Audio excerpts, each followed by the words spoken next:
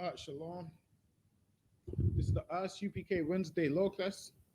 Always remember, check out Commanding General YAHANNA's radio show, which is Monday 2 a.m. We also there's another one Saturday 2 a.m. and there's classes in the States Monday through Friday midnight. That's UK time, of course. And then we have classes here in the UK. So we have classes all week: Monday, Tuesday, Wednesday, Thursday, Friday. The classes in Birmingham are Monday, Wednesday, Thursday, 7 p.m. till 9. The classes online are Tuesday and Friday, 7 p.m. till 9. We also have the radio show on the ends where you can phone in, you can call in, you can ask for breakdowns, whatever you want to do. You can send articles. Give me one second.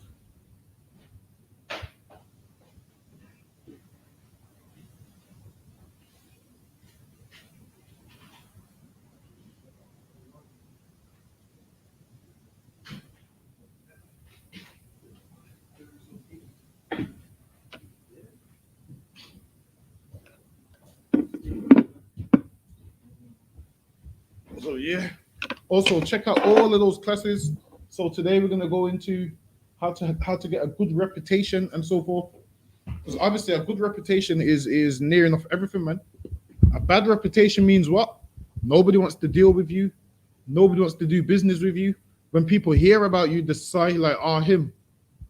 Listen, man, that's not the reputation you want. So we're gonna go into a good reputation, how to get one, and what it means and so forth. Let me just get one preset before we start.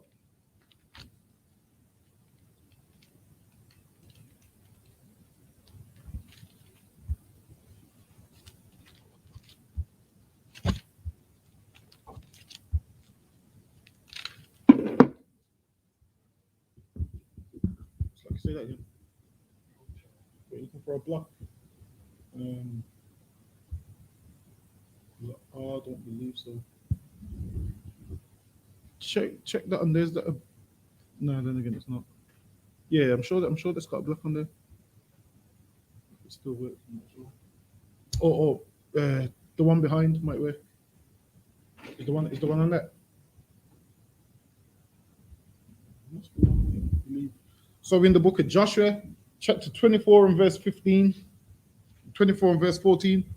So it says, "And behold, this day I am going the way of all the earth," meaning what? That's what happens to every brother, every sister. You're going to go the way of all the earth, meaning what? One day, we're all going to pass away. So we know this. There's no such thing that the Christian church teach that you live forever and ever and ever, and that you never ever die. Listen, man, there comes a time to be born and a time to die, man. Eternal life is they get that mixed up with living forever and ever and ever. They think eternal life means you live to 1,000,000,000,000 years old and all of those things, when it means nothing of the sort, man. Eternal life is what? You living good, and you're coming back living good, and you keep living good, and your family's good, and you die a nice way with your family around you, man. That's what eternal life is. What we're experiencing today is death. Is we dying a sinner's death, meaning we're dying from drug overdoses, we're dying from being shot by the police, we're dying from being shot by each other, we're dying in jail with no medical care, all of those kind of things, man. So let's read on. It says, "And behold, this day I am going the way of all the earth, and ye know in all your hearts and in all your souls that not one thing hath failed of all the good things which the Lord your God spake concerning you. All are come to pass unto you, and not one thing hath failed thereof." So everything the Lord says to us, at this time it came to pass. Everything that the Lord promised them in that time, it came. So is in the water back there. I believe the cooler should be full of water. Hold on. Yeah, I believe so. "Spake concerning you, and all are come to pass unto you, and not one thing hath failed thereof." Verse 15. "Therefore it shall come to pass that as all good things are come upon you, which the Lord your God promised you, so shall the Lord bring upon you all evil things, until he have destroyed you from off this good land, which the Lord your God hath given you, when ye have transgressed the covenant of the Lord your God." So lucky, you know what? All that time was in the wrong chapter. So lucky I was thinking it. All that time was in the wrong chapter. So lucky that was chapter 23. I meant to be in 24. The book of Joshua, chapter 24 and verse 14. "Now therefore fear the Lord and serve him in sincerity and in truth, and put away the gods which your fathers served on the other side of the flood, and in Egypt, and serve ye the Lord. So what? We need to put away them idols, man. That's number one. We need to put away them idols, put away Islam, put away Islam, put away Christianity, put away all of that nonsense, man. That's where we need to start. What we need to do is go into what we believe, unbiased, go into it unbiased, and then listen to all the flaws in your religion. The thing is this, most people know their religion's flawed. You think Catholics don't know that their religion's flawed? They know it's flawed, man. You think Christians don't know that you don't get 3 days from Friday to Sunday? Of course they know that, but they hold on to their belief, which is a lie. Sometimes in order to accept the truth, you have to let go of that lie, man. And we've been lied to our whole life, and it's hard to let go of a lie. So what do? We just believe it and make out like it's true, when really you should look at all the inconsistencies in what you believe, man, and realize that ain't the truth. In the church, that ain't the truth. In the mosque, that ain't the truth. There's too much inconsistencies. They contradict the whole Bible because they don't understand it, and they still make out like they believe it, man. Why? Because they don't want to let go of what they've been taught growing up. There comes a time in life where you have to be unbiased and be like, well, that's flawed. That don't make no sense. If we done that, guess what? We'll leave that religion tomorrow, man. Because we know it's flawed. The only reason we're in that religion is why? Because it's something which has been passed on to us for So that's something which has been passed to us from we was kids, and that's why we still believe it. Let's read on. And if it seem evil unto you to serve the Lord, so if it seems evil unto you to serve the God of heaven and earth, the God of Abraham, Isaac, and Jacob, which is the God of blacks and Hispanics, if it seems evil for us to serve the Lord, let's read on. Choose you this day whom you will serve. So now, it's saying choose you this day who you will serve, man. And that's where we are in the earth today, where you need to pick a side, man. Are you on side of the God of heaven and earth, or are you on the side of the God of the Arabs, man? Are you on the side of your God, or are you on the side of the God of the Arabs and the Chinese? Which side is you on, man? You need to pick a side. So it says, choose you this day. Instead of wasting everybody's time, why don't you just pick a side so we know who's genuine and true and who's not, man? So that's why Joshua said, choose you this day whom you will serve, whether the gods which your fathers served that were on the other side of the flood, or the gods of the Amorites in whose land you dwell. But as for me and my house, we will serve the Lord. Listen, man. That should be for every black and Hispanics house. Our house, we should serve the Lord, man. Because we know what happens when we don't serve the Lord. We die a horrible death. And it happens all the time. And you see it, man. You see how we live in. You see how we dying also. Why? Because we chose a side, and the side that we chose ain't the Lord's side, man. By you choosing the Lord's side, guess what that means? You can no longer eat certain foods no more. You can no longer do drugs no more. You can no longer do certain acts no more. Why? Because you've chose a side, man. Get me Matthew chapter 5 and verse 1. So we have to choose a side. Do you want to be on the side of the Lord or not? The choice is yours. In here, we've chose a side, and this is why we're in here, man. We've chose the side of the Lord. Now, people out there that are half-hearted, they're on the fence, they're in the middle. With the Lord, there's no in the middle, man. If you're not with him, you're against him. You think, you know what? I'm just going to believe in all gods. You think, I'm going to celebrate the Passover. I'm going to celebrate Christmas. I'm going to celebrate Eid. It don't work like that, man. If you're not with the Lord, you're against him, man. You either do what he says or you don't. There's no in the middle. There's no gray area. Hey, go ahead. Matthew chapter 5 and verse 1. And seeing the multitudes, he went up into a mountain, and when he was set, his disciples came unto him, and he opened his mouth and taught them, saying, Blessed are the poor in spirit, for theirs is the kingdom of heaven. Blessed are they that mourn, for they shall be comforted. Read that again. Blessed are they that mourn, for they shall be comforted. See, read that one more time. Blessed are they that mourn, because they shall be comforted. And that's us, man. You see in here, you get comfort in here. Like in here, what you realize is the problems that they have out there, we don't have in here. Now, of course, we have problems, but in here, we realize the difference between reality and what really matters and don't. Outside there in the world, they panic about everything, man. They panic about the bills. They panic about everything that the people in the world panic over. Whereas in here, you get some counsel, and then you realize, you know what? What I was worrying about ain't even that big of a deal, man. This rain will pass one day. That's why it's very important to be in here, man. Because in here, you phone for counsel, brothers will comfort you, man. Something that you think is the end of the world, you realize this ain't the end of the world, man. Once you realize what really matters, people in the world, this is why they suffer from all types of things. Why? Stress and all of that. Why? Because obviously they're thinking about things that they shouldn't be worrying about, man. In here, we don't have them worries. We don't have the worries of the world. Out there, everybody's worried about, oh, what if we go into another lockdown? I can't do this, I can't do that. Whereas in here, them things don't bother us, man. We ain't stressing, we ain't worrying. Why?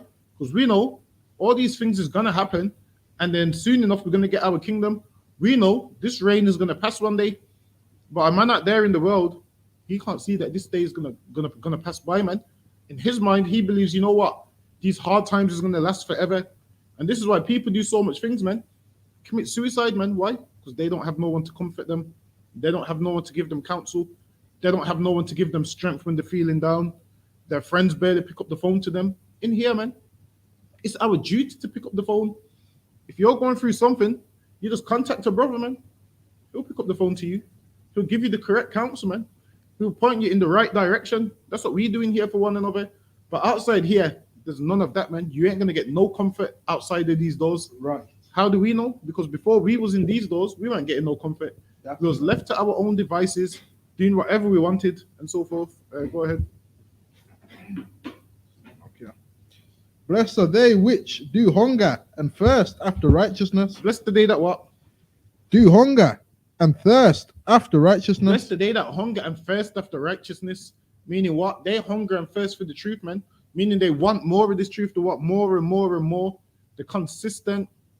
That the feast days, that the classes, they're doing everything they're supposed to do. They hunger and thirst after righteousness, man. They're keeping all the laws. They want to learn more. They want to study more. They want to know more. They want to do more. Blessed the day which thirst and hunger after righteousness, man. Whereas outside of these doors, we thirst for everything that we're not supposed to. We thirst for whores and drugs and all of those kind of things, man. We thirst for criminal activity and all of those things. We thirst for black on black violence and shedding black blood. That's the things that we thirst for outside of these doors. But inside here, it says, blessed the day you thirst for hunger and righteousness, man. Meaning those people will be blessed. Those people will live a good life. Those people will die in a nice way, all their family around, tons of brothers and sisters that miss them. Why? Because they got a good reputation, because there was a good person. Whereas some people, they pass away and all everybody says is, oh, he was a horrible person, man. He was this, he was that.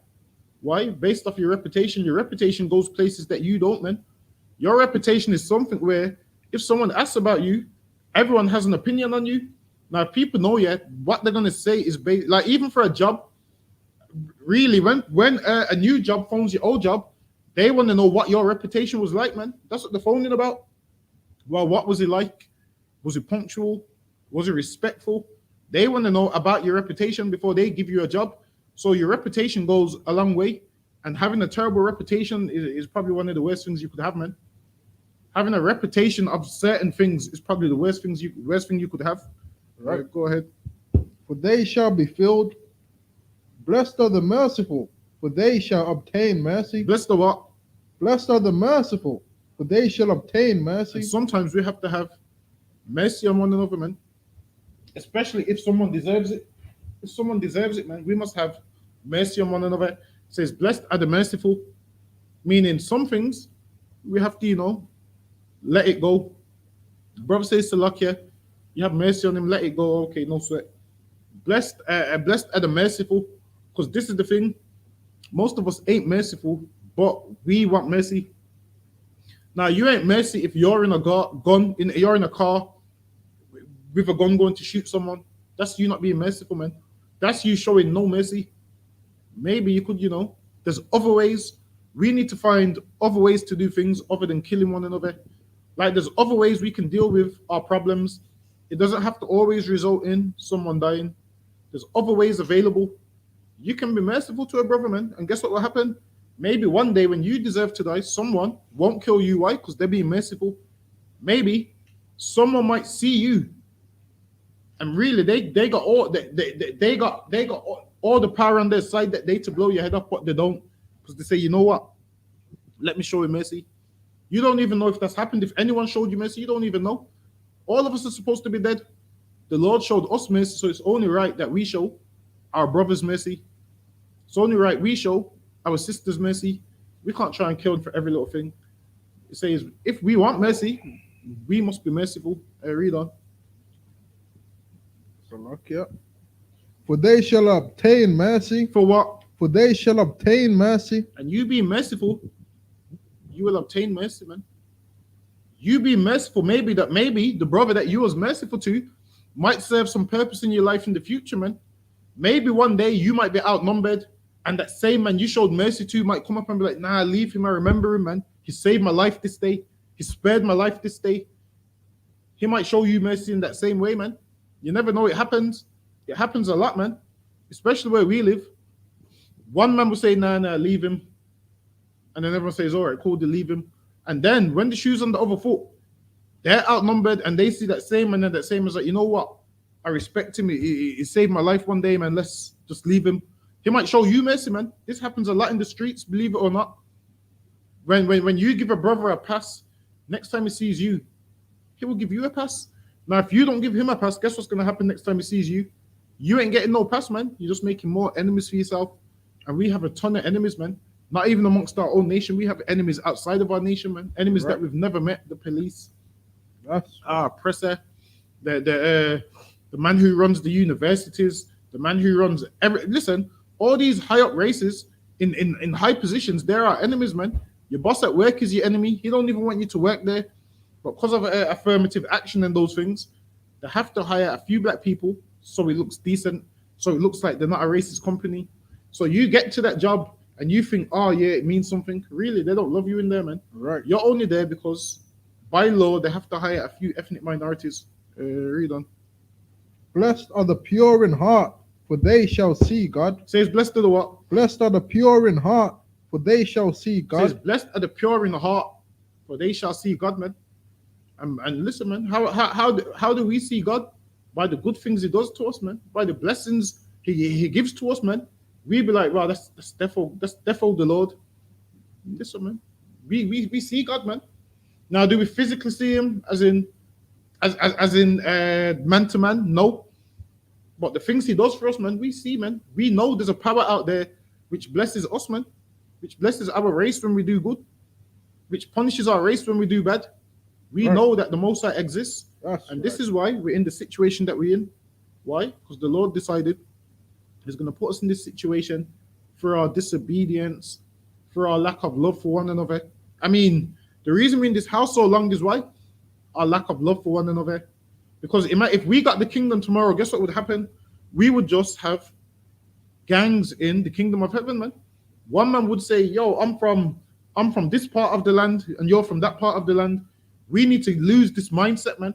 Before we get the kingdom, we need to lose this mindset. Why? Because everything that we're doing right now, we would still be doing in the kingdom. That's why the Bible says the kingdom comes not with observation.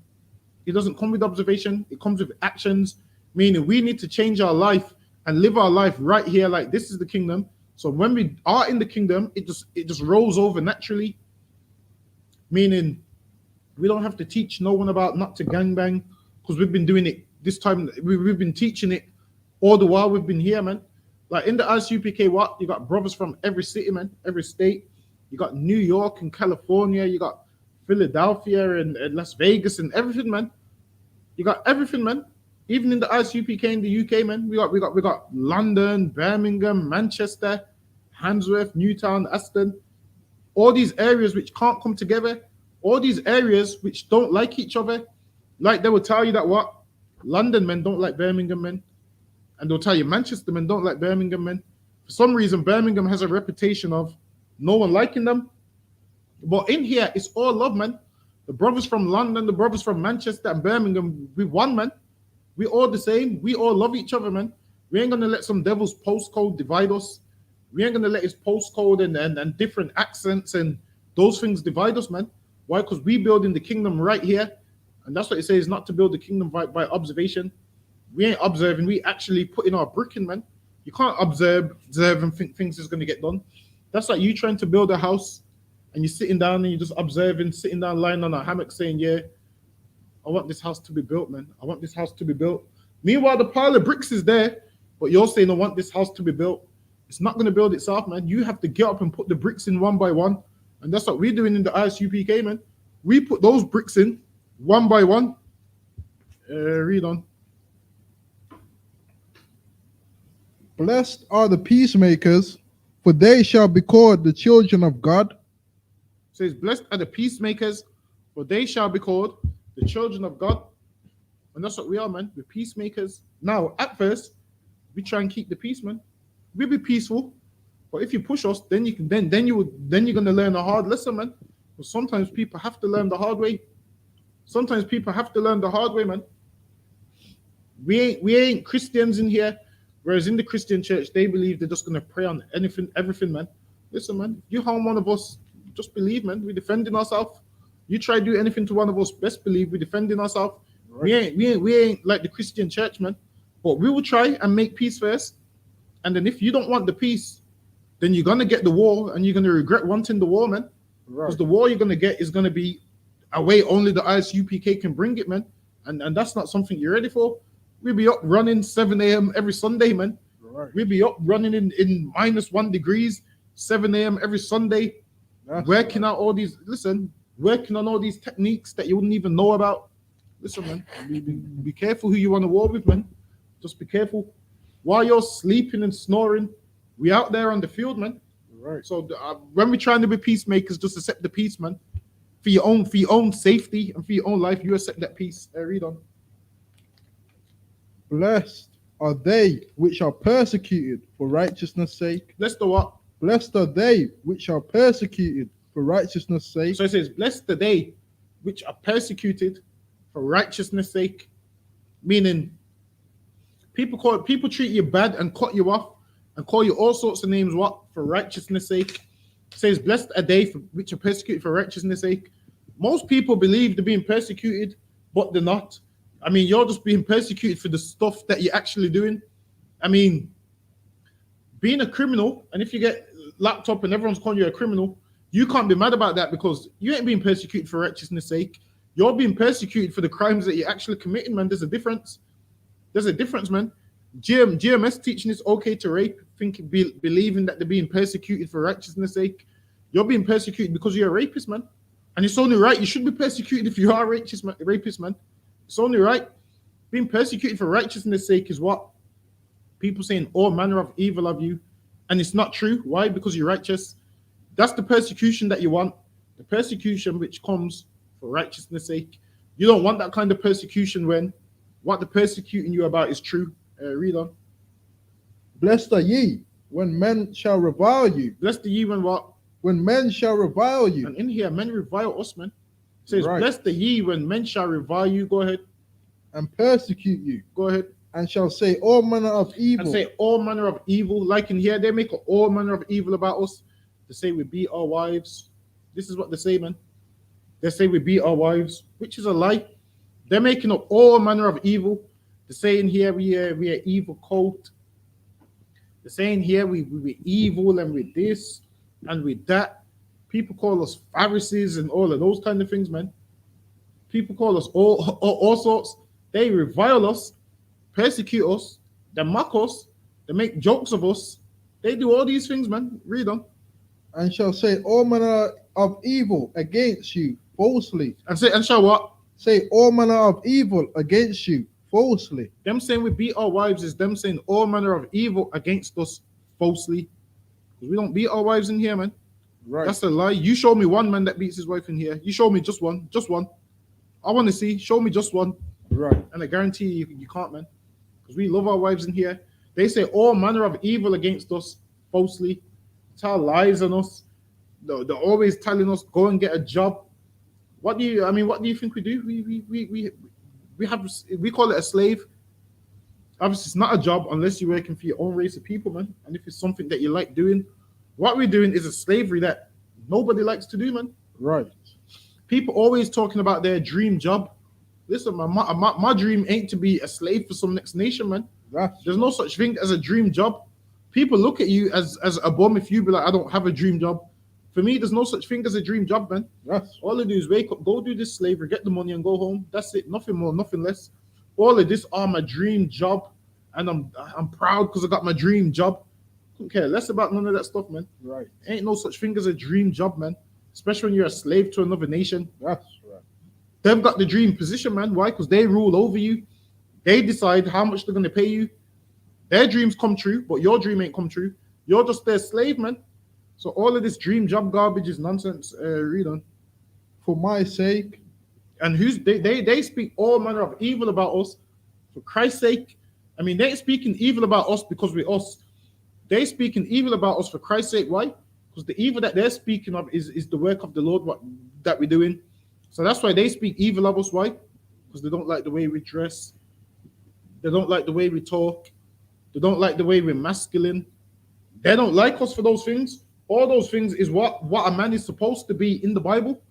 Everything we are in here is what a man of the Lord is supposed to be. But outside of here, they want to be soft. So they be like, oh, you are too aggressive. You Israelites are too this. You Israelites are too that. You Israelites are too militant. We can't reason with you Israelites, this and that. They speak evil of us for what? Christ's sake. It ain't for our sake. It ain't because you're you. It's because it's the work of the Lord we're doing. And what? Demons hate the work of the Lord. Why? Because it's a demon's job to do what? Stop the work of the Lord any way they can. So what they do is they speak evil of you falsely to other people so they can hinder other people from listening to you. So they can hinder other people from coming in the truth. That's what they do. That's why they speak evil of us. Because every time someone comes into the truth, it makes them mad. Because they mean what? That's one less person smoking weed, man. There's one less person taking drugs. There's one less person being an alcoholic. There's one less person being a rapist and a murderer.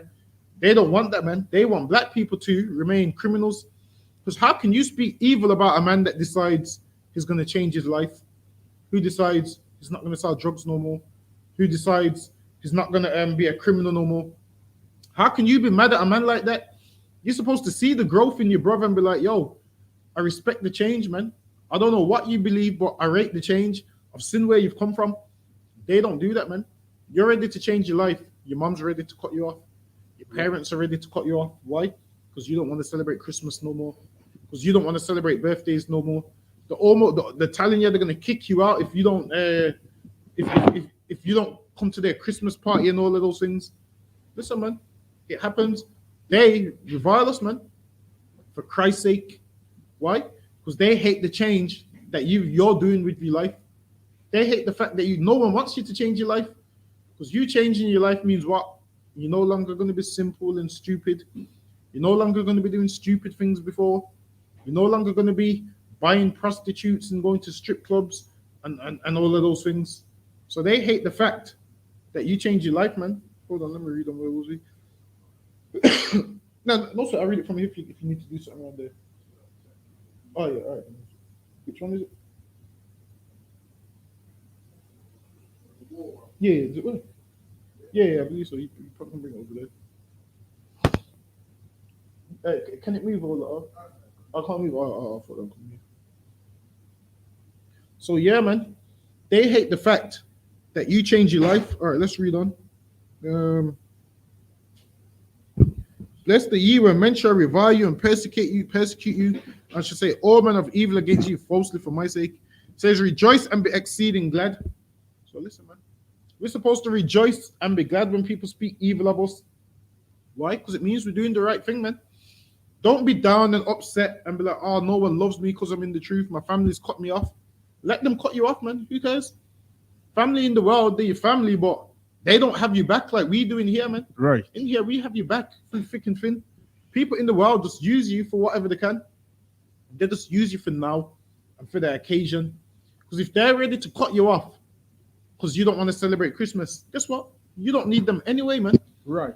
If they're going to cut you off because you want to serve the Lord, like the Lord said in the Bible, choose this day Whether you're going to serve the other gods or you're going to serve me, and your family's already chose a side, man. They've already chose that they want to serve the gods of the other nations, whereas you want to serve the living God, where he said, what? I can give you mothers and fathers manifold, man. I can give you brothers and sisters manifold, man. Once you come in here, man, you gain brothers and sisters. You got brothers and sisters in what? Every country, every city. You can make a call to a sister or a brother in America right now, man, and they'll pick up the phone and assist you with whatever you need, man. Because why? We love one another in here, whereas in the world, they don't really love you, man. They love you to the best of their ability. Like, their love is sometimes they love you, sometimes they don't. Now, if you don't wish them a happy birthday, do you know how much indirects you're going to get on Facebook and Instagram? They're going to indirect you, man. Some people can't even wish me a happy birthday, this and that. They don't even respect your belief, man. This is the thing with us. Us as black people, no matter what religion you are, nobody respects black people's religion. Even black Muslims don't get the same respect that Arab Muslims get. How do I know? Because when I used to work in a place, the Arab Muslims didn't have to cut their beard, while the Pakistani Muslims didn't have to cut their beard. But they made sure the black Muslims cut their beard. Why?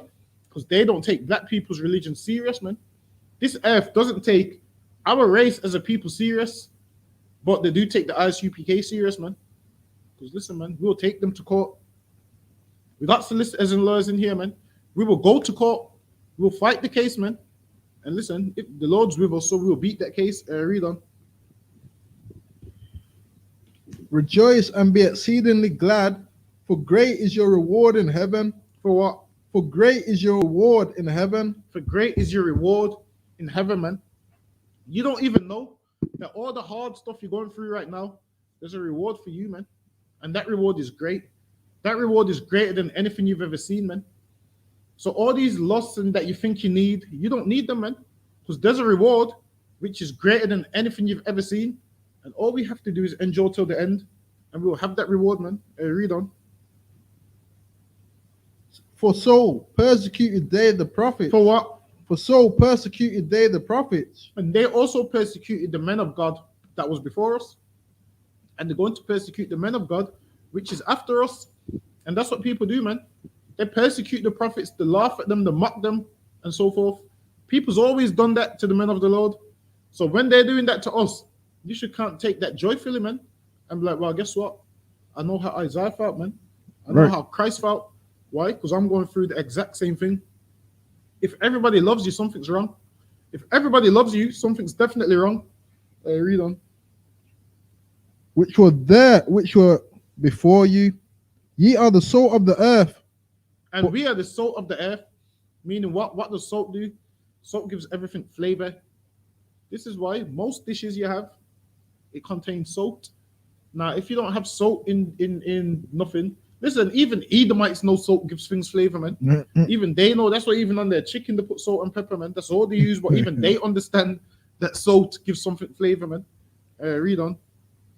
But if the salt have lost his savor, wherewith shall it be salted? Meaning with the salt of the earth, and we've lost our savor, man. Meaning what? Our job is to keep these laws, statutes, and commandments. Our job is to do what? Be the children of God on this earth, to be princes and princesses. That's our job. And if the salt has lost the savor, it's good for nothing, man. Right. The position that we're supposed to be in, we ain't in that position, which means what? The lifestyle that we live in now is good for nothing, man. Like what we've come from to what we are now, we've become so low. Like now, what do? Kill each other, harm each other, hate one another. When our purpose is to do what? Rule this earth, govern this whole earth. That's our purpose, to rule this earth and govern it, man.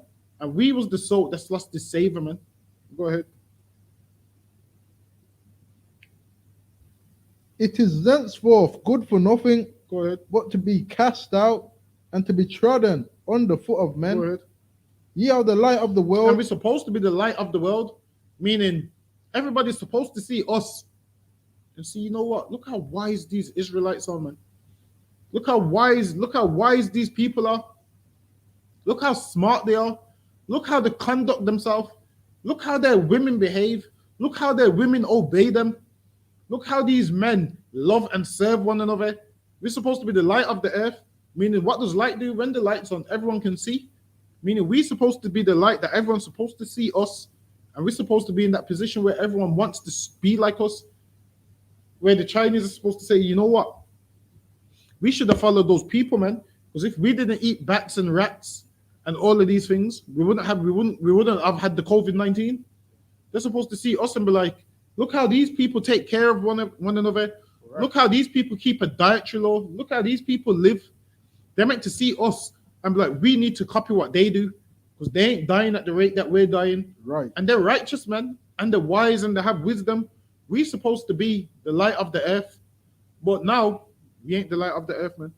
Everybody looks at us and claps and wags shakes their head and laughs and mocks us and looks at us in disgust and all of those kind of things. Read on. A city that is set on a hill. It says a city that is set on a hill. Now, what's a hill? Something high. So when there's a hill, you can look up and you can see whatever's on the top of the hill. The city that's meant to be on top of the hill is meant to be us.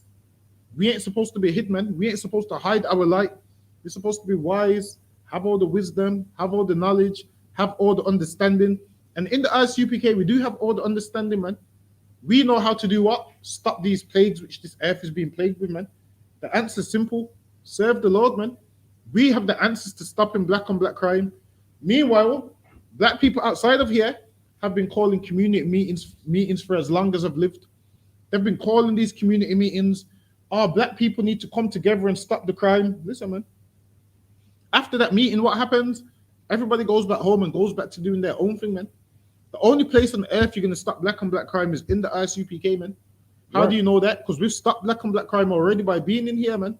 Brothers that would never see eye to eye, sisters that wouldn't see eye to eye, we're all in here, man. And we see eye to eye, and we get along, and we reason. And if there is a dispute amongst any of us, we don't kill each other, man.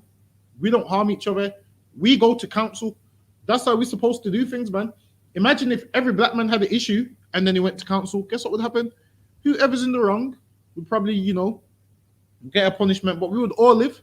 But because we disregard the word of the Lord and don't go to council and take it to the streets, what happens? We kill brothers over something that they ain't supposed to die over, man. We kill a black man over just him looking at us wrong when that's nothing to kill a brother over, man. In here, we have the ways where we can all live, where our nation can all live, man, where we can go outside and we don't have to worry about a black man killing another black man.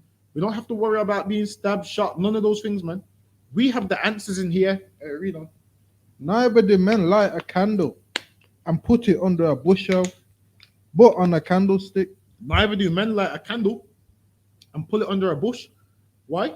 Because back then, we lighted candles so we could see. Obviously, nowadays, quarters are women light candles because what, they smell nice in it, because they smell nice and they got a nice scent.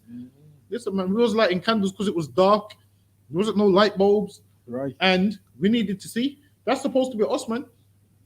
What we have in this truth, we're supposed to let people see it, man. Yes. Let people see it by our wisdom, by our wise words, by how we conduct ourselves. We ain't supposed to be acting simple like everybody outside of here, man. We ain't supposed to be acting wild like everybody outside of here. Why? Because we weren't meant to be the light of this earth. We meant to be the candle in darkness. When brothers have got a dispute, we're supposed to say, oh, you got a dispute with him. Don't worry, let's sit down and I'll be the mediator. Right. We'll iron out the issues. We're supposed to be the light, man.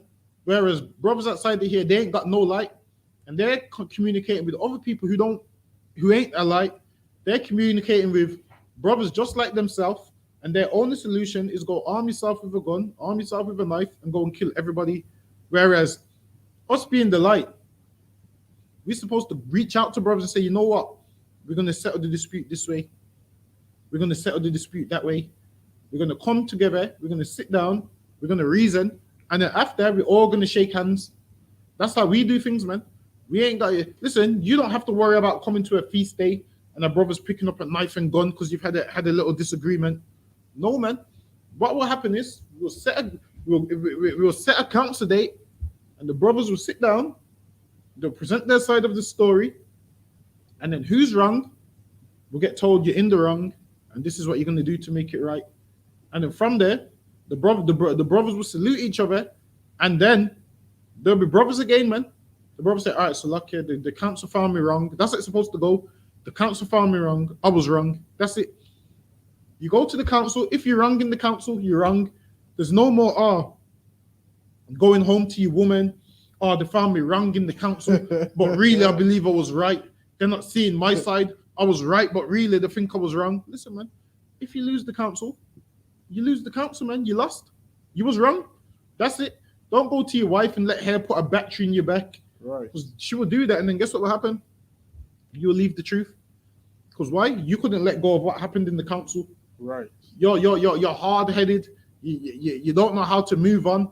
You don't know how to accept you was wrong. If you get found wrong, okay, I was wrong. I'm not going to do that again. That's it, man. Move on. The love's still there. That's it. Move on. You don't need to be holding feelings so much that you go home to your woman. I hate them niggas, man. They found me wrong in the council, and it's not my fault, and I'm not accepting I'm wrong. Listen, man, that is a demon, man. If you've been found wrong and you ain't accepting you're wrong, that is a demon on you, man, trying to get you to leave the truth. Right. And that demon also is going to get you to do what? Take drugs. That demon also is going to get you to do what? Smoke every drug in the world until you destroy yourself, man. Until you destroy yourself and drop dead, man. That's what that demon's job is to do. Make you destroy yourself. So maybe we should just be like, you know what? Okay, then. I went to council. I was found wrong. Let's leave it as that. Read on. But on a candlestick, and it giveth light unto all that are in the house. It does what? Giveth light unto all that are in the house. And it gives light unto all that are in the house. That's what we're supposed to do, man. Give light to our brothers and sisters, man. Give them wisdom, understanding. That's our job. Gives light to all that are in the house. That's what our light is for. You can see the light and you know where you're going. We are that light, man. The I.S.U.P.K is that light. That's right. That's us. Outside of here is darkness. And how do you know? This is why people are stabbing each other, shooting each other, robbing each other. Guess what? In here, man, we don't rob one another. We don't harm one another. We don't hurt one another intentionally, man. But if a brother feels offended by what we do, we go to council and we fix the situation, man. Right. That's what we do. That's how you fix problems with council. And you need someone who's wise to sit over that council.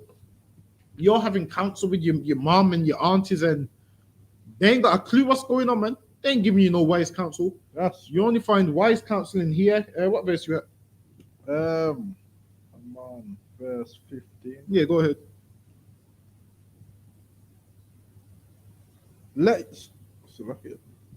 Let your light so shine before men, that they may see your good works. And we're supposed to let our light shine before men, so that they may see our good works, man. So that they may see our good works. So that they may see our good reputation and our good works, man. If someone accuses you wrongfully, like it said, blessed the day who's persecuted for my name's sake.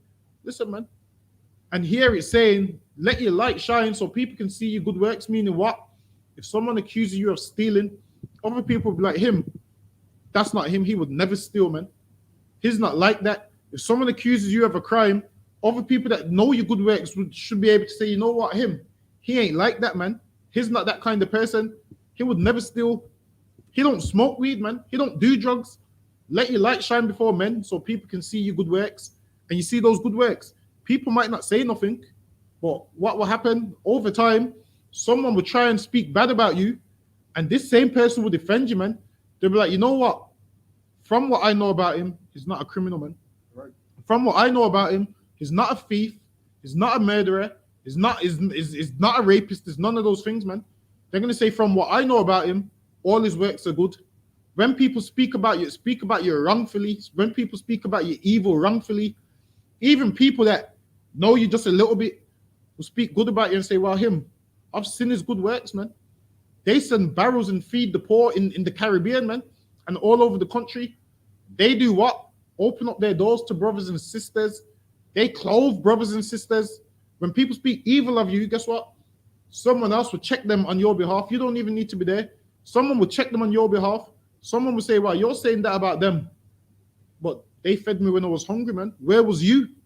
They're going to say, well, they clothed me when I had no clothes. Where was you? That's how it will go, man. Let your light shine and let people see your good works, man. Right. Because a man that we've given a plate of food to and nobody else will, guess what? He ain't gonna speak bad about us. He ain't gonna speak evil about us. Right. He's gonna say they took care of me when nobody was there.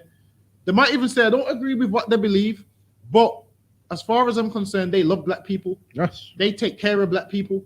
Whereas the person who's speaking evil against us, it's you. Those is usually people who's done nothing for black people, man. Right. They do nothing for black people. I mean, why would people speak evil about us when we do what? Send barrels, man. Barrels of clothes, barrels of food.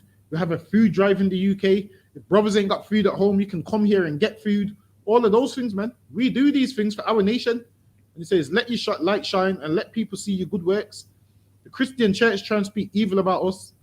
These times, the Christian church ain't sending barrels nowhere, man. That's right. They ain't doing no food drive. They ain't clothing nobody, man. They ain't taking care of the homeless and the brokenhearted and the poor. They ain't doing none of those things. But in here, we do all of those, man. And we let our light shine and we let people see our good works. Go ahead. Just a quick precept. Yeah, go ahead. Isaiah 8 and verse 20. Go ahead. To the law and to the testimony, if they speak not according to this word, it is because there is no light in them. If they speak what? Not according to this word, it is because there is no light in them. Tons of people don't speak according to this Bible and they don't live according to this Bible. Why?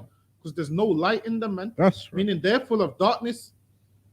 Everybody outside of here is what? Full of darkness, man. That's right. And you see by how they treat one another, by how they're horrible to one another.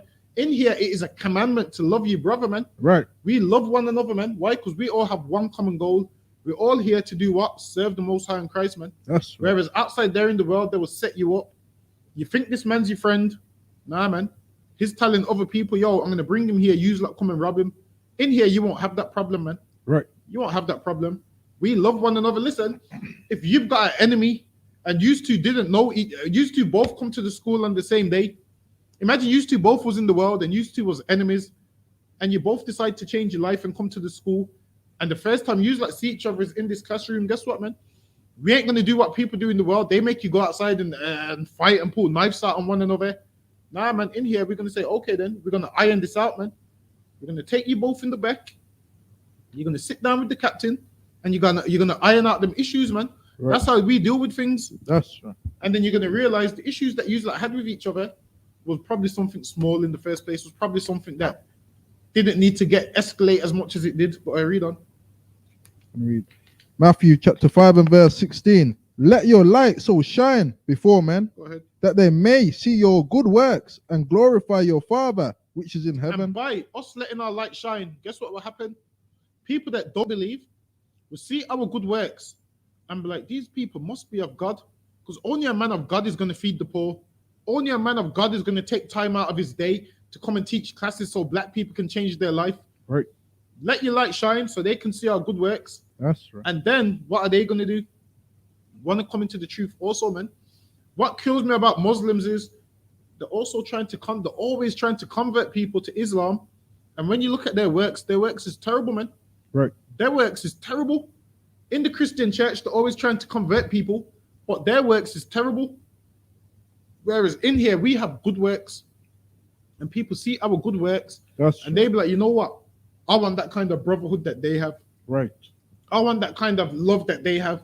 I want them kind of long-lasting marriages that they have, because they see our good works. And then what do we say? When they say, how do you do this? We say, the Most High, man. We say, by learning the laws of God and keeping them and serving the Lord, man. Right. We say, if you want your life to be like ours, come and serve the Lord. Yes. They see our good works and they say, well, you know what? My life's spiraling out of control. I can't keep nothing going. I lack brotherhood. I lack love for my own people. Right. Maybe I should come and sit down with you, brothers, and you that can teach me how to love. Right. Like I should. Yes. And then they will come in here and they will glorify the Lord, man. Right. Because everything we do is why? Is because of the Lord, and is what so the Lord's glorified.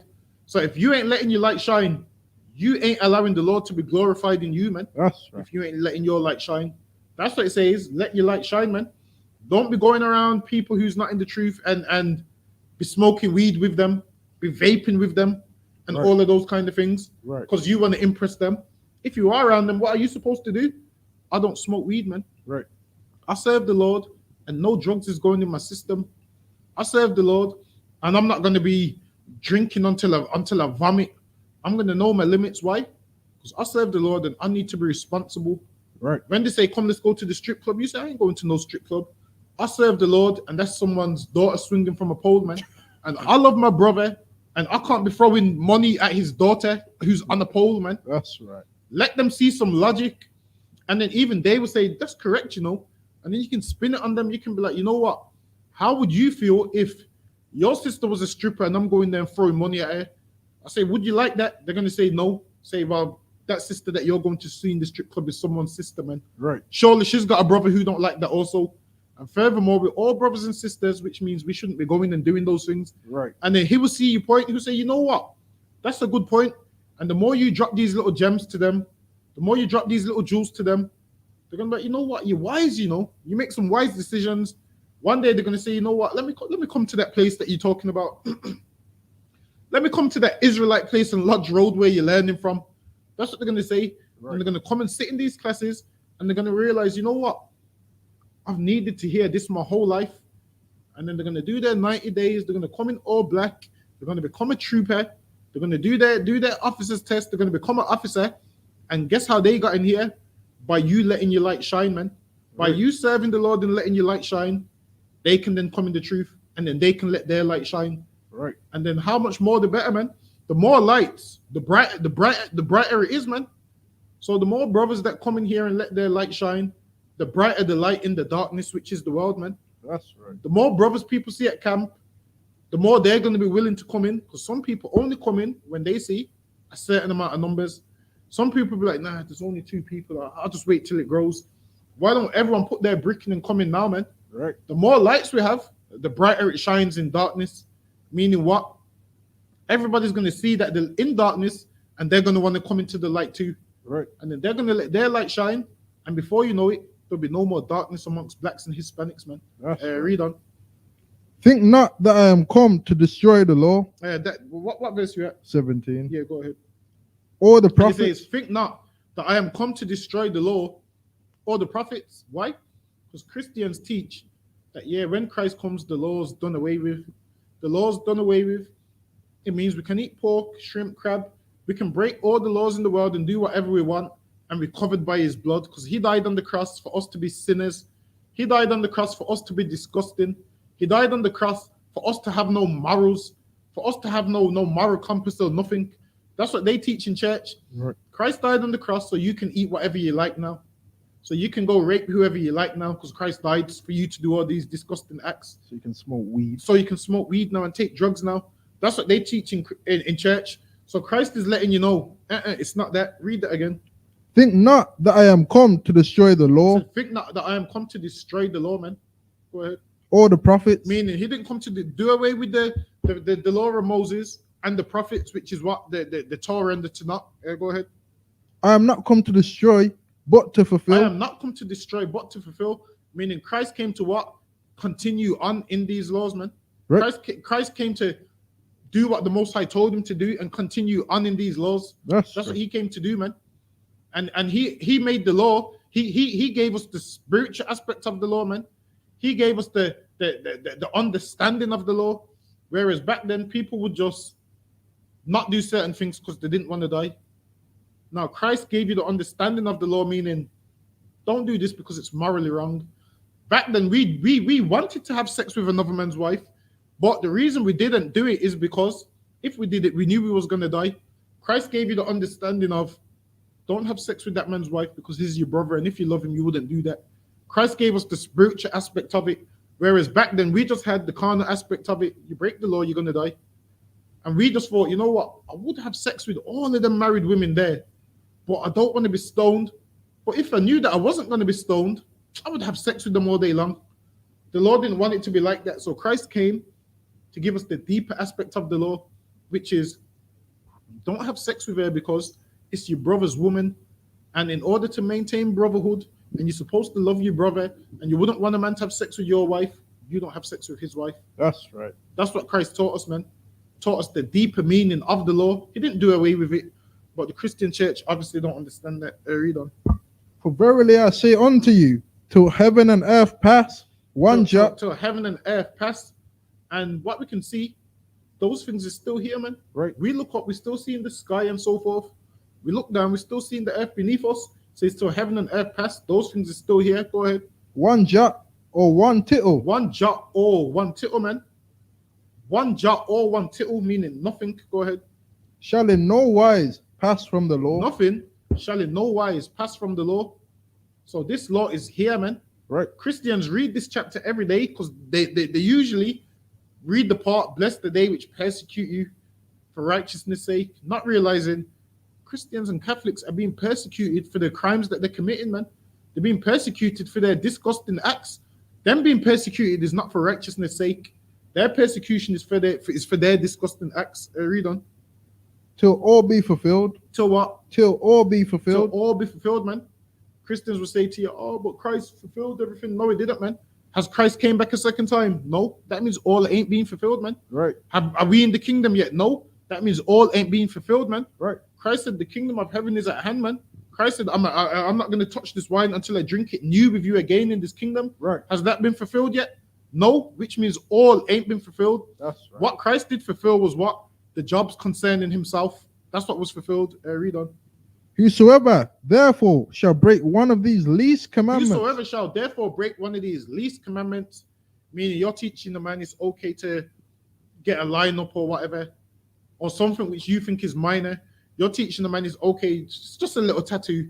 You're teaching the man it's okay to do those things which shall break the least of those commandments. Go ahead. And shall teach men so. And shall what? And shall teach men so. And you break those commandments, and you teach other men to break those commandments, which is everybody outside of these laws. They break them commandments and they teach other people to break them. Go ahead. He shall be called least in the kingdom of heaven. He shall be what? He shall be called least in the kingdom of heaven. He shall be called least in the kingdom of heaven. Go ahead. But whosoever. Meaning in the kingdom of heaven, this man's position would be low, man. Same like with every kingdom, what do you have? You have Esau in his own kingdom, sleeping on the streets, man. Right. You have some Edomites in their kingdom who is at the bottom of society, who is low, whose decisions don't hold no weight, and so forth. That will be you in the kingdom, man. You'll be low. Your decisions won't hold no weight. Read on. Whosoever shall do and teach them. Meaning, you can't just teach the laws, you also have to do them. Meaning, you have to keep them also.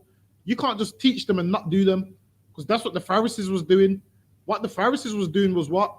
They was teaching the law, but they wasn't keeping it. So they would teach you to keep the law, but they wasn't keeping it. So Christ is saying you have to do the law and teach the law also. Go ahead. The same shall be called great. The what? The same shall be called great. The same shall be called great. Go ahead. In the kingdom of heaven. And in the kingdom of heaven, you're going to have a reputation which is great. Your name is going to hold some weight. You're going to be able to make decisions. People's going to listen to your decision making. You're going to be like the MPs, you know, the ones who can decide if we're going into a lockdown or not. You're going to have that kind of power, man, over the region you're ruling over. Why? Because you're great in the kingdom and your decision holds weight, and everybody's going to want to hear from you because your decision holds weight, man. Because you're great in the kingdom of heaven, whereas the man that's least in the kingdom of heaven, he's going to have a great idea. No one ain't going to listen to him. Who's going to listen to him, man? He's least in the kingdom of heaven. No one ain't going to give a damn about what he's talking about, man. Whereas you're going to be called great in the kingdom of heaven. Your name is going to hold some weight. You're going to be high up, man. You're going to be able to say something and people's going to do it, man. You're going to be able to close down a city, open up a city. Why? Because you're great in the kingdom and people's going to honor you and respect you, man. And you're going to outrank so much, man. I didn't even know. Shalom, YAHANNA. You got that speaker. Oh, one sec. That's lucky. One sec, Haki. I'm just going to get Yeah, constant. so you can hear. Actually, you might be able to plug it on from there. You know, is it? Yeah, you might be able to plug it on from there. Yeah, turn it on. Is it in? No, I don't believe it's on. Is it on? Usually a blue light comes on when it's on. Is it on? That's lucky. Say something, Haki. Let me see if I can hear. Khan. Yeah, turn it up a bit. Cut it off. Yeah, Bashingustar. Yeah, but Shabbat Kafar. Drop that Qatazar, give me Proverbs 22:1.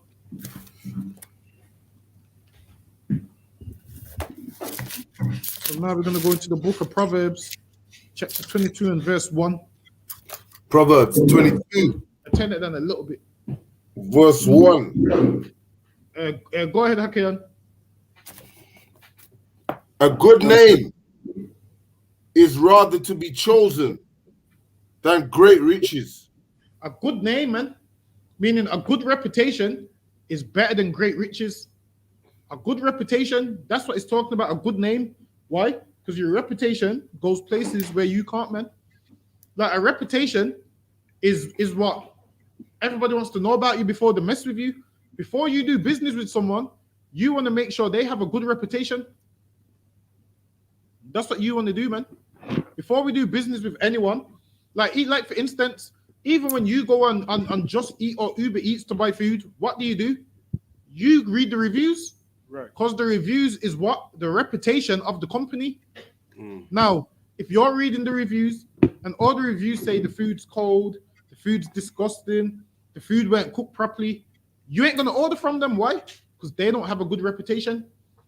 That's like us. But if you go on there and the reviews say the food's 10 out of 10, it was fresh, there was respectful, they had manners, everything was perfect, guess what? You're gonna order from there. Why? Because the reputation of the company and the business is good. So anything you do in life, you want to maintain a good reputation, because a good reputation will get you through certain doors, man.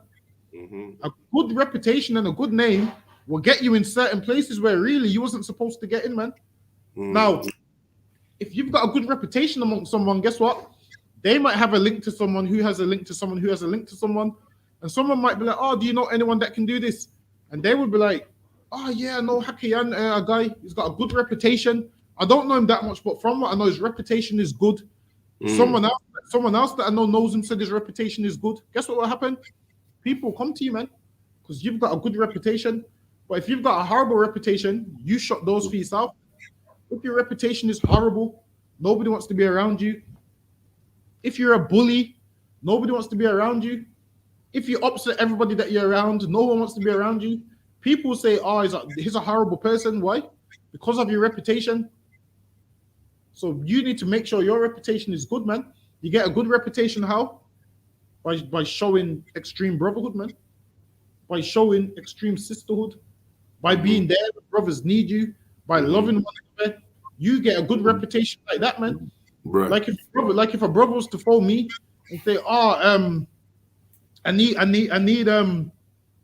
something done," and then I know there's a brother in the school with a great reputation that can do it, I'll be like, "Yo, hit up Hakiano Quattazar. They got a good reputation. They can, get this done and whatnot."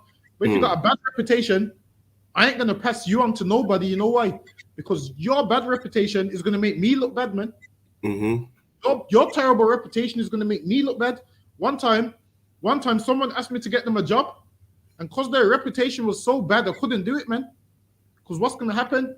You're gonna go there, and your bad reputation is gonna make me look bad, man. That's right. This is why it's very important to have a good reputation, and it's not hard to get one.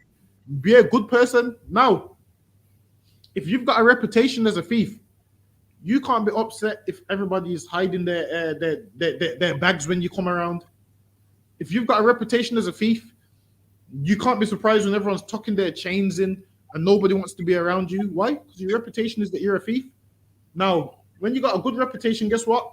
You could leave £1,000 right there, come back, and that £1,000 will still be there, man. Why? Brother, these men have a good reputation and they're not thieves. And they're not none of those kind of things, man. Whereas outside of these doors, you can't even go to the toilet and leave your woman without about 10 men trying to approach her behind your back, man. It's lucky. Trying to flirt with her behind your back. Go ahead. And also, just to add to that, same with a woman, right? Like, you know what I mean? Women ain't gonna want their men around their certain friends if they're gonna start acting like hoes. You know what I mean? Sleeping with this man and that man, and no one's gonna want that girl around. You know what I mean? Same kind of thing. Exactly. And this is why we all need a good reputation, because your reputation goes places that you don't. Meaning, while you're at home in bed, there's somebody out there talking about you and you ain't aware. And if your reputation ain't good, guess what? They're saying bad things, man. Like there's some women, Brothers will say, don't touch her, she's a slag. Why? Because That's she's got right. a bad reputation, man. A man will say to another man, don't wife her, she's a hoe. Why? That's right. Why would you call her a hoe? Because she's got a bad reputation, man. Whereas a sister with a good reputation, you ain't gonna find a man that's gonna be able to say, yeah, she had a threesome with this man and that man. Listen, man, a reputation goes a long way, especially when a true. man finds a wife. When a man's looking for a wife, a reputation is everything, man. Right. Because nowadays, most men don't want to be seen with no hoe. Mm-hmm. Now, men will have sex with a hoe, but then they won't keep her because she's a hoe. Now, if you've got a good reputation, this is why women used to get the term, what? That's his wifey. You say, oh, yeah, that's his wifey. Oh, she's just one of his things. Usually, the hoe would just be one of his things that he just, ain't really with. He's just doing whatever with her. And how did he get her? And how did he know she was a hoe? Because of her reputation. Mm-hmm. He knows he can't bring her home to mommy because of her reputation. He knows if he brings her home to mommy, there's going to be 3 of his brothers that's going to say, yeah, we dealt with her before. She's got a bad reputation. Mm-hmm. So your reputation goes places that you don't go, man. So it's very important to have a good reputation. Read that again from the top. Quran Khan. Proverbs 22, verse 1. A good name is rather to be chosen than great riches, A good name and loving favor rather than silver and gold. And listen, man, some things is better than gold, man. Read that part from the top one more time. Quran Khan, sir. A good name is rather to be chosen than great riches, and listen, and man, loving favor. And the next thing this leads me to, some people choose good riches over a good name, meaning what? A woman will be an influencer that strips to get the riches, but her reputation is disgusting, man. Some people choose riches over a good name, whereas the Lord's saying you're better off being poor but having a good reputation. You're better off being poor and not being a hoe than being a hoe who's rich. Guess what? That's right. The Lord prefers the sister who's not a whore but she's poor than the sister who's rich but she's a whore. Because a good name is to be chosen more than silver and gold. Because why? Your reputation takes you places, and you having all that money, one day you're going to stand before the judgment seat of God, and you can't take them riches with you. But guess what will be with you in front of that throne? Your reputation, man. What you done in this earth, your works will be with you. Now, the poor sister who didn't whore herself out for silver and gold, when she's before the throne, guess what? The Lord will open up that book of what she's done and what she hasn't done. And in there, the Lord will see, this sister wasn't a whore. This sister didn't swing from a pole for money. This sister didn't shake her ass on Instagram for money. She's got a good reputation, man. It's gonna say, yeah, man, this sister's good. She deserves eternal life.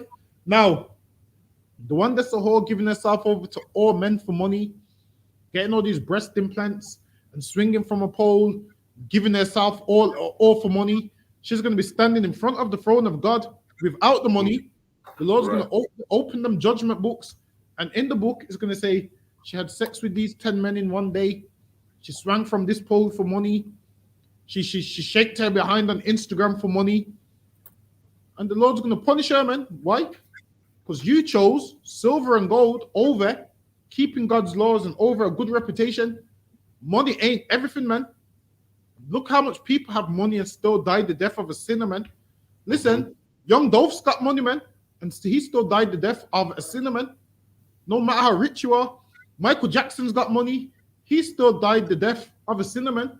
Whitney Houston had money. She still died the death of a sinner. Whereas a poor righteous man ain't going to die that kind of death. Now, with Whitney Houston's death, they said if she wasn't on drugs, when she fell over in the bath, she would have just got up normal. But they said because of the drugs, she fell over in the bath and she just was face down in the bath and drowned.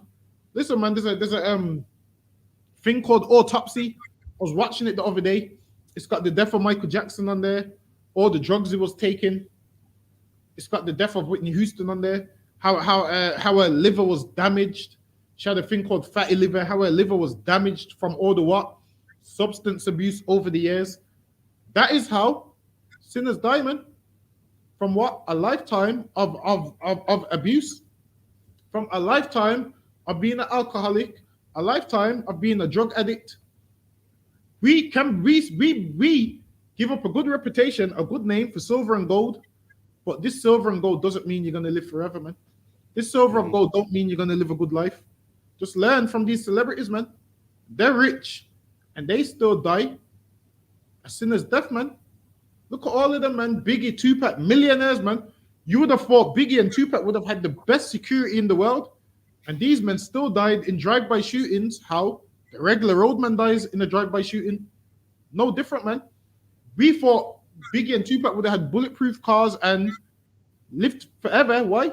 Because they got all the money, which lets you know that money can't save your life, man. Right. What can save your life is keeping God's law, statutes, and commandments. It's that simple. Life could be simple. We could simplify life, but we don't want to simplify life. Drop that. Give me a 1 Peter chapter 2 and verse 11. Also, any questions, just type them in the chat and we will get to them.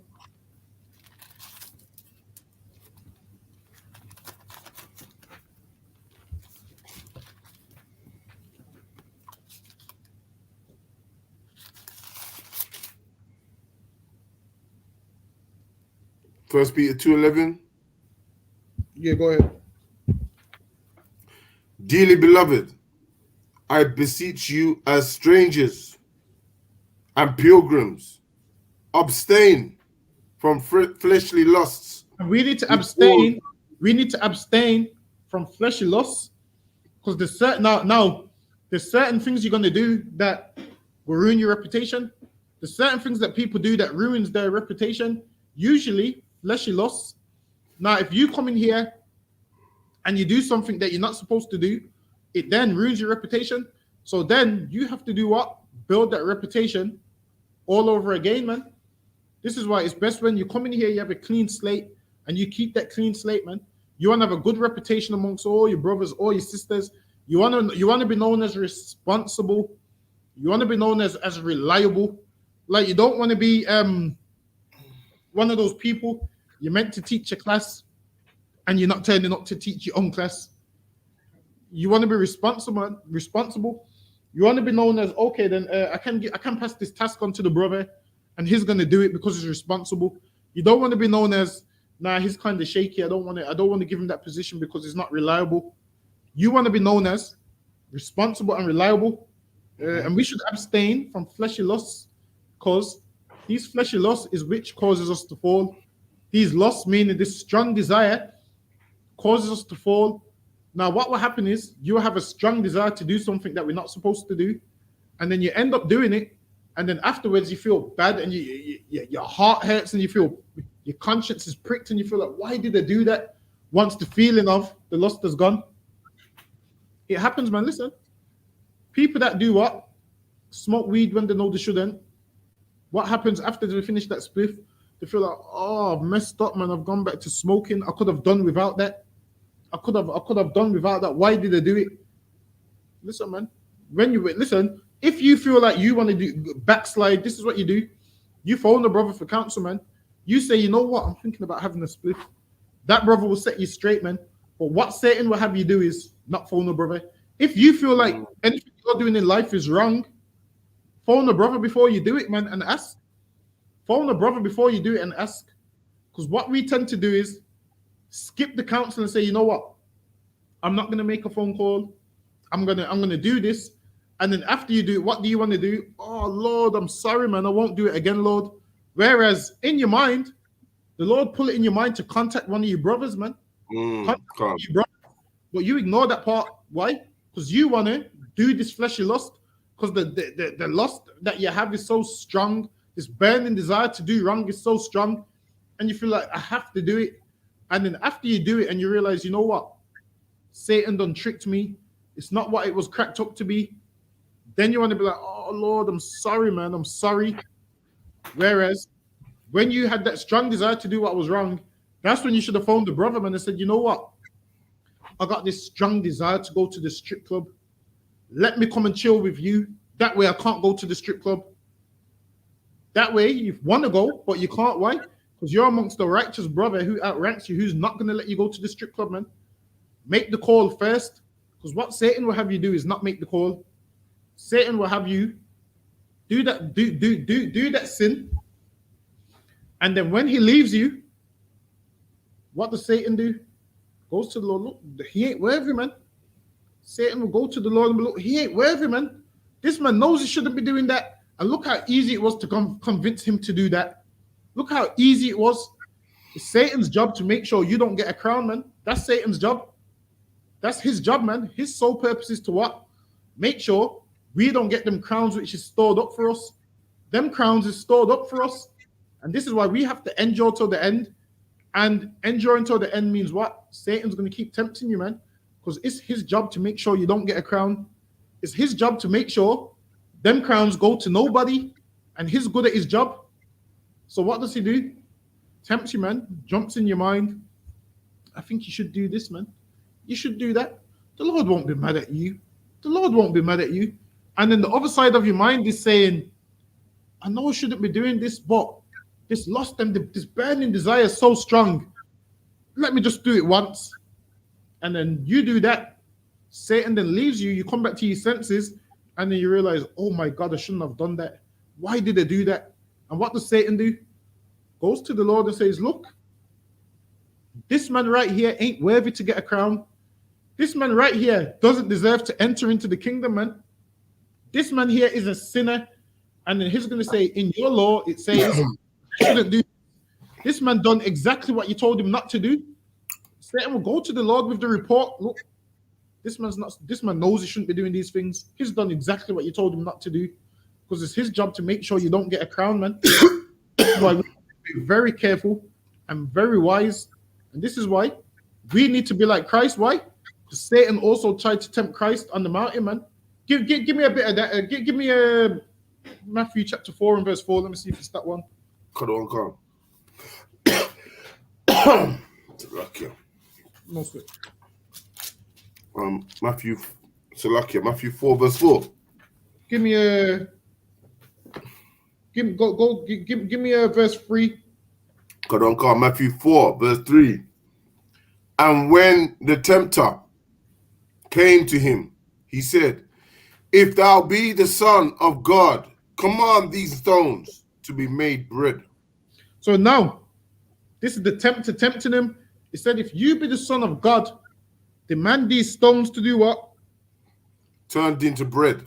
Go ahead. Made into bread. Come, sir.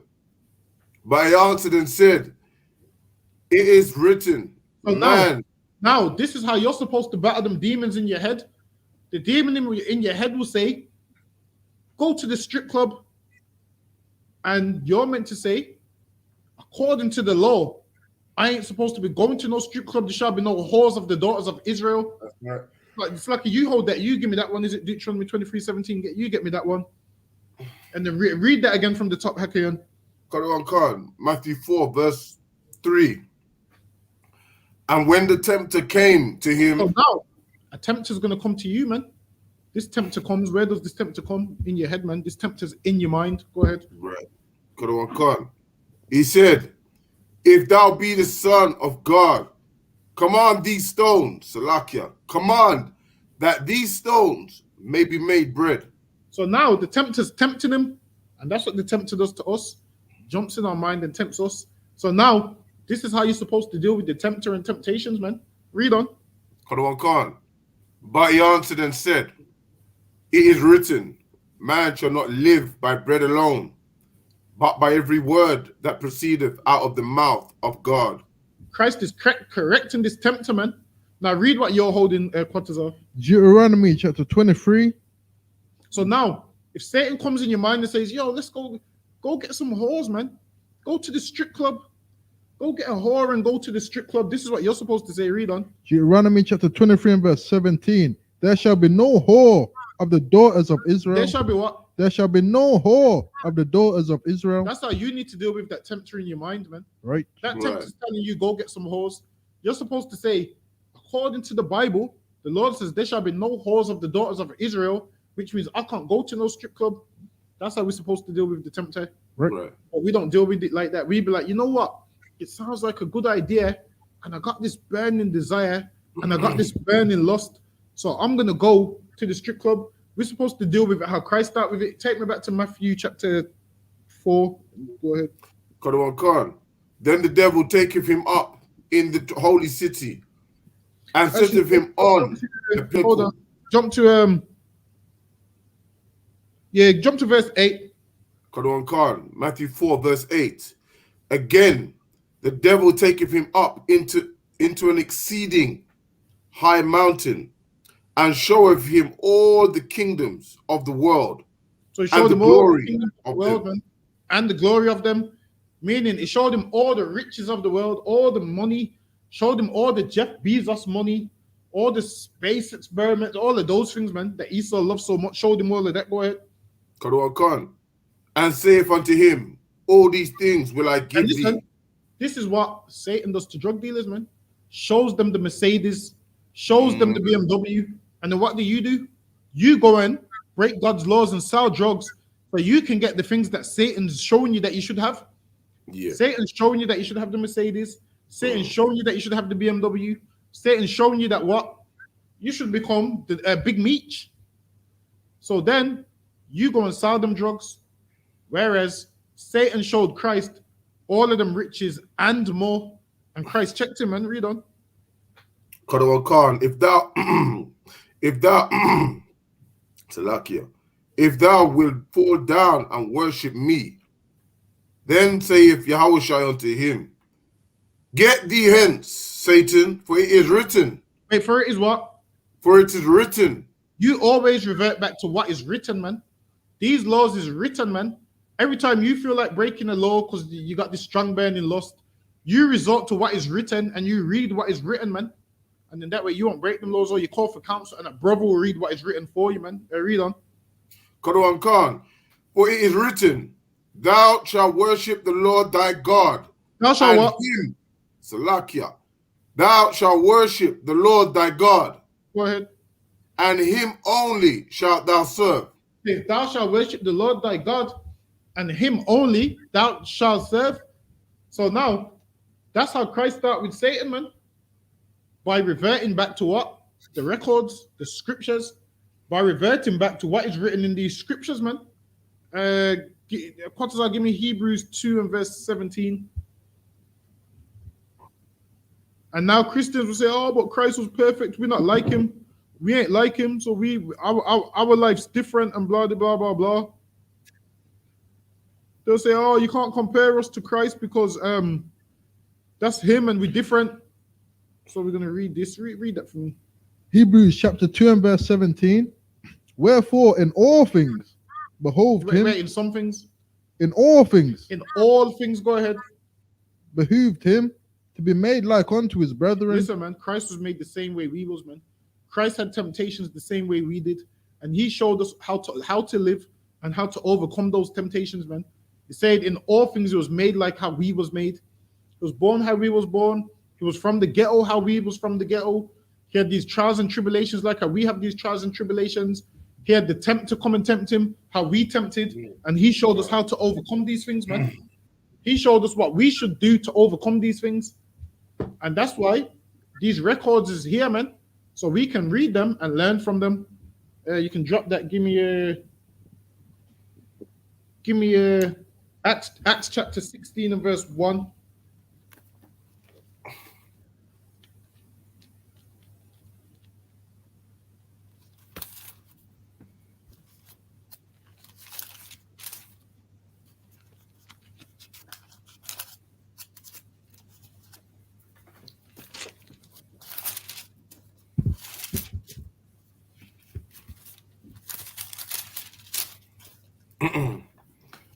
Acts 15, Salakia, did you say? Verse 1. 16. Salakia. Acts 16, verse 1. Then came he to Derbe and Lystra and said, and Salakia, and behold, a certain disciple was there named Timotheus. So now a certain disciple was there named Timotheus. Go ahead. Quran Khan, the son of a certain woman, which was a Jewess and believed, but his father was a Greek. Go ahead. Which Kadawan Khan, which was well reported of by the brethren that were at Lystra. No, And no. It's letting you know that what? This brother had a good report. That's the part that I wanted, which was well reported. This brother had a good report and a good reputation, man. That's what you want. You want to go somewhere and brothers speak about you with a good reputation. You want to have a good reputation. And that's what we strive to have in here, man. Like this brother right here, he was reported of a good reputation by all the brethren, man. That's what you want, a good reputation. You want brothers to be like, yeah, he's brotherly, he's kind, he's merciful. I love that brother, man. He's you know, that's the reputation that you want. Whereas nowadays in the world, our reputation is disgusting, man. We got reputations of thieves, reputations of murderers, reputations of criminals, when really our reputation should be squeaky clean, man. Your reputation takes you a long way. And the part where it says his father was a Greek, but read that part again, because obviously some people's going to say his. Kadawan Khan, Acts 16, verse 1. Then came he to Derbe and Lystra, and behold, a certain disciple there was there, named Timotheus, the son of a certain woman, which was a Jewess, and believed. Now that part's key. It says his mom was a Jewess and believed, meaning his mom was in the truth. She believed. Go ahead. Kadawan Khan, but his father was a Greek. But his father was a Greek, meaning his father was an Israelite, but this nigga weren't in the truth, didn't believe. Was a Greek-speaking Jew, which we would call a Hellenist. So that's all it was. It was a Greek-speaking Jew, which they would call a Hellenist, or a brother which was an Israelite who behaved like a Gentile. That's why it called him that. It doesn't mean his father was Alexander the Great. Ain't talking about that. It's not talking about his fathers, the oppressors that we had in the time of the Maccabees. Ain't talking about them kind of Greeks. This is talking about a brother who what? Followed Greek philosophies, who spoke the Greek language, who behaved like a Greek, but he was still an Israelite. And how do you know he was still an Israelite? Because if he wasn't, he wouldn't be able to roll with Paul. He wouldn't be able to do what? He wouldn't be able to come to the school that they was about to go to. If he was a heathen, Paul wouldn't be rolling with him if he was a heathen. So when it says he was a Greek, that's what that's talking about. You can drop that. Give me Proverbs chapter 20 and verse 11. So like you said, if I could. Go ahead. Is Kokomo a Hebrew name? Kokomo. Salakia. La'ar, because there's no O in Hebrew. Khan. It's Khan. Salakia. So I don't know where that come from. Salakia. Oh, now our brother-in-law's got that name. You know, when it comes into the school, he'll get a new name, so all of that will be corrected anyway. So yeah, but it's Rahawar, which is the Rahawar is an Israelite name, right? It sounds about, I don't know. Unless the left part's probably his surname or something, but it is obviously the second part is probably just a surname that is added on or something. Oh, Khan, all right. But no, that wouldn't be Hebrew because there's no O. Khan, exactly, yeah. Give me Proverbs chapter 20 and verse 11. Salakia, Proverbs 20 verse 11. Do you want to get that Quatazar or should I give it? Yeah. I think Quatazar's going to get it. All right. I think you need the mic as well.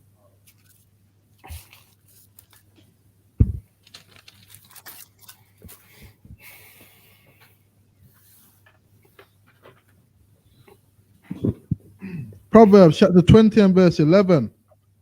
Even a child is known by his doings. Even a what? Even a child is known by his doings. Even a child is known by his doings, man. Meaning what? We do this today. Certain children, we will be like, my child's not allowed to hang around with that child. That child behaves in a way, and my child's not allowed to be around that child. Oh, that child there, that one that's always playing outside in his school uniform. Listen, man. Children is known by their works also. Children is known by their works. Like obviously, you know who the rude kids are in the neighborhood. And what you people, and this is why parents will look at people's children and say, you see him, he's going to go to jail when he's older. Why? Because children are known by their doings, man. Like, it's not hard to tell.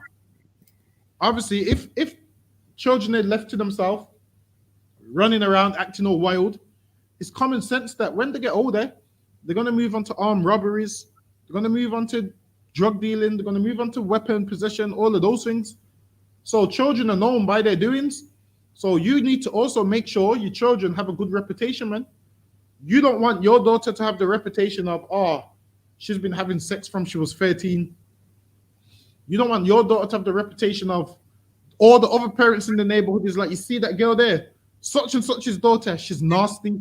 You don't want your daughter to have that reputation, man, because that's shameful. That all the parents in the neighborhood know your daughter's a whore. Everyone knows except you.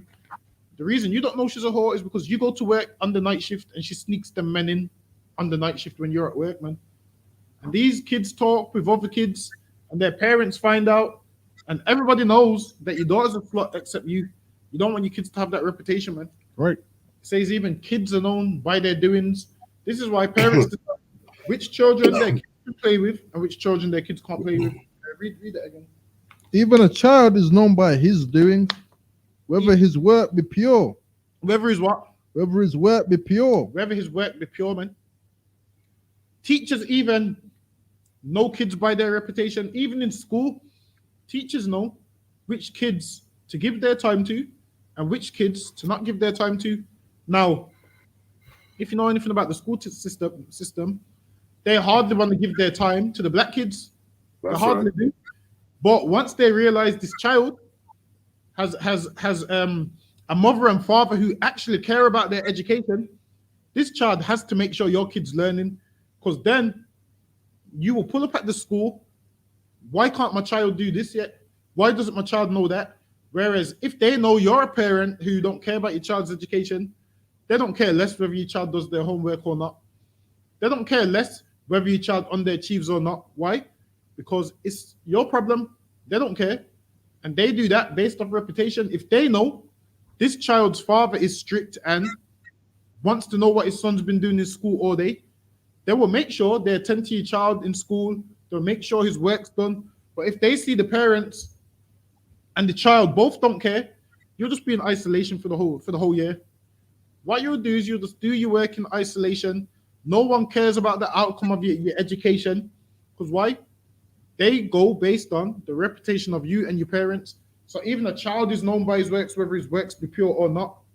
We do it every day, man. You people look at other people's kids all the time and decide, no, my child can't be around your child because your child has no manners, no respect. Your child has no discipline. Meanwhile, I'm raising my children with manners, respect, and discipline. So my child should have nothing in common with yours. Children are known by their works also, man. Because you ain't going to let your child hang around with some known wannabe gangster. Because what's going to happen? That wannabe gangster eventually is going to move on to bigger crimes, which could land your child in jail, man. Which could land your child in prison. So you're going to tell your child, you can't roll with him, man. Because of what? Their reputation. I read that again. Even a child is known by his doings, whether his work be pure and whether it be right. It says whether his work be pure or whether it be right. Even a child is known by his doings. Drop that. Give me 3 John chapter 1 and verse 12. So that's the 3rd book in John, which is towards the back of the Bible. I believe it's just before Jude. So, like, what verse, chapter and verse? Chapter 1 and verse 12. 3rd John, chapter. So, like, chapter 1, verse 12. Demetrius hath good report of all men. This man has a good report of all men. Now you want this to be you. You want to have a good report of all men. You want anybody that speaks about you to have a good report about you. That's what you want. Anyone that speaks about you to have a good report. So it says Demetrius has a good report of all men. You want that to be you. How do you get a good report of all men? By doing good works, by letting your light shine. That's how you have a good report of all men, by doing good works. Read on. Kadawan Khan, and of the truth itself. And he has a good report of the truth itself, meaning he has a good report of all men, brothers in the truth, and his works in the truth. He has a good report. He's reliable. He's good at certain things. So what will happen is in here, if you're reliable and you're good at certain things, you will get an office, meaning you will get a department. And if you're good at that department, eventually you'll get another department. So that's how it works. You get departments based on you being reliable and you being able to complete tasks and being able to do certain things. And then a man that outranks you will pass the work, say, oh yeah, I'll pass it to such and such because I know you will get it done because you're reliable. That's you having a good report. Now, if someone's saying, you know what, I'm not going to pass it to him because he's not reliable, that means you don't have a good report when it comes to being reliable, which means you then need to become reliable and work on getting a good report. You need to make the change overnight. Like, okay, then I'm not reliable, but from now I'm going to be reliable. I'm going to be consistent. I'm going to be all of that. So yeah, read on. Kadawan Khan, yeah. And we also bear record. And they bear record. This is Mormon bearing record of his good report, man, and of the truth. Go ahead. Kadawan Khan, and ye know that our record is true. And their record's true, man. Imagine a man of God saying you have a good reputation. That's a big thing, man. Imagine a man of God acknowledging that, yeah, you've got a good report and a good reputation. That's something that should make you smile, man.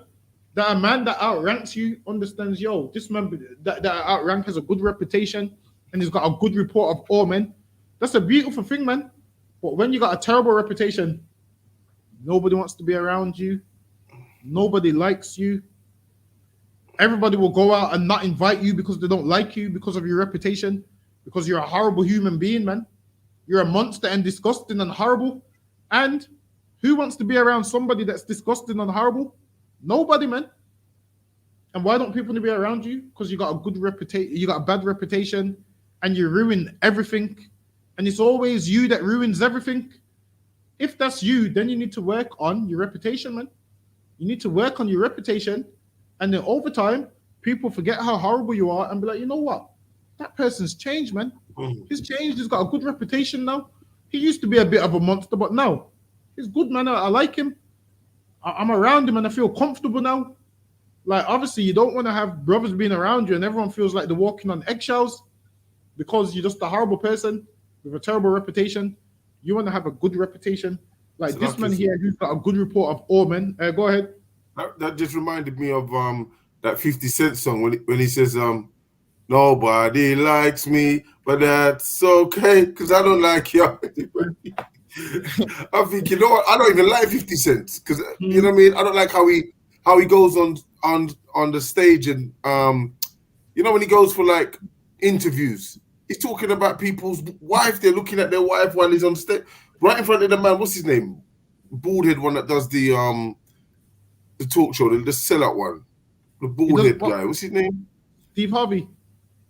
Steve Harvey, yeah. I see him looking at his wife, complimenting his wife. And do you know what? From that time there, and other times as well, he ain't got no respect for brothers' wives or anything like that.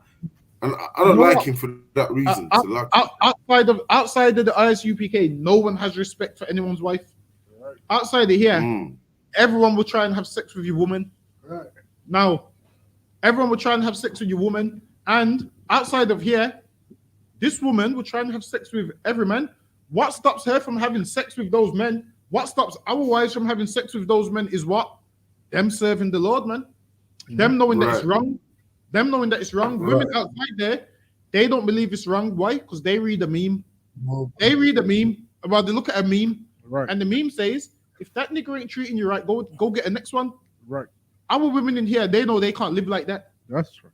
They know if my nigga's not treating me right, I have to stay put and I have to be a good wife, and maybe he might see that I deserve to be treated right. Whereas outside there, them women just up and leave. They're just gone to a next man. Like that bitch Summer Walker, excuse my French, Salakia. What's her name? Salakia? Summer Walker. Remember that woman that Who's made that, the whole, Salakia? some singer that made the whole album dissing her baby father. Oh, only shit. now, she's posted a picture with her next man, and someone said this is Summer Walker's new boo, and then they said no, we've been in each other's lives from 2014, and she's mad at London on the track. Meanwhile, she's probably had another nigger in her life from 2014, man. Right. Listen, man. Nasty.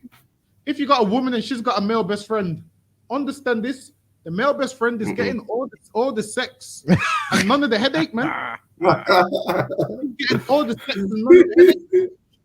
This is what happens, man. You upset her, and she goes to him, and he gets the sex. Meanwhile, he's lying down with her, spooning her while she's naked, telling her that man's no good, man. Having sex with her.